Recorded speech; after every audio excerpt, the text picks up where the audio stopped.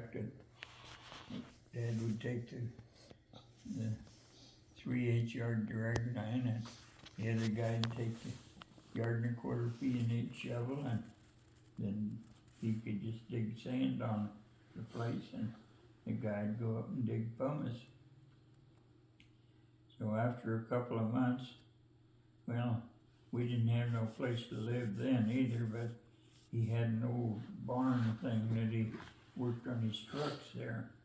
It was all greasy inside.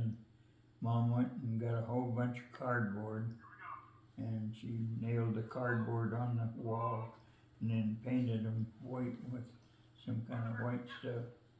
So it was all cleaned up, and we had a pretty good little place to live in that old barn. So then when he come back, he said, I want my drag line back, my sand pit, and he says, I'm not gonna go up there and dig no more. And Dad says, well, we've got a contractor. Yeah. So he left, and he says, I want you to take that drag line back to and put it in the pit again. And so that night, why, Dad took us and moved us out to another piece of property that had sand on it, and he'd made arrangements with that guy to dig sand on his place. So he walked the drag line up there on this other property, and we took everything out of our house and put it up there, and it was out in the middle of a great big old field, and with some asphalt there. We had all our household belongings and everything just piled out there in the middle of the field, and the drag line was sitting up there. And this guy come and found us and found the drag line over there, and there was a 5-strand barbed wire fence along the road, and he crawled through that fence, and he come over there, and he told Dad, he says, I want you to take that drag line back over there to my place. And Dad says, I'm not going to do it because we've got this contract. And the guy says, that contract's not worth the paper it's written on. He says, if you don't get it over there, I'll have the sheriff here tomorrow morning to throw you in jail. And got right in Dad's face. And Dad grabbed him by the shirt collar and a belt buckle and picked him up and throwed him over the top of that 5-strand barbed wire fence. And he rolled down in the ditch, and Dad got that fence, and he says, don't you ever cross this fence again.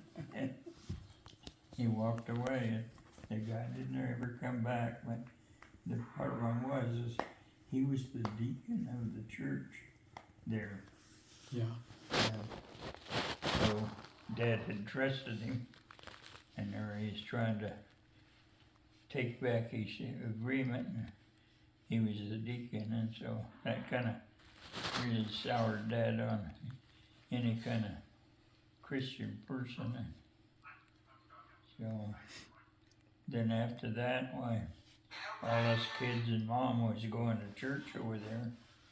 So this pastor, we had moved down into the house down on the river bottom, and the same guy owned it, but he let us have it, and we moved into it. And so there was a cattle guard Dad had made there to keep the cattle from coming up there where he's digging sand, and he had a gas barrel sitting up there.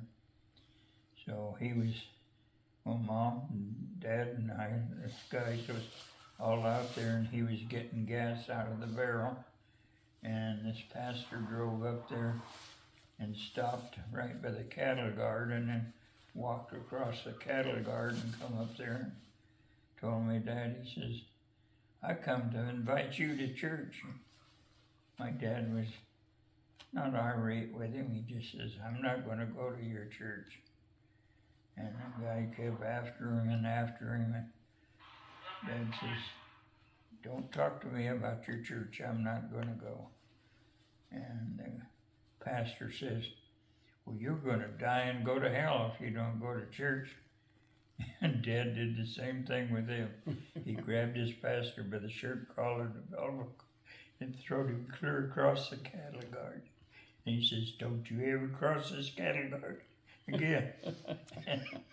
So that was the last time that pastor ever come to our place.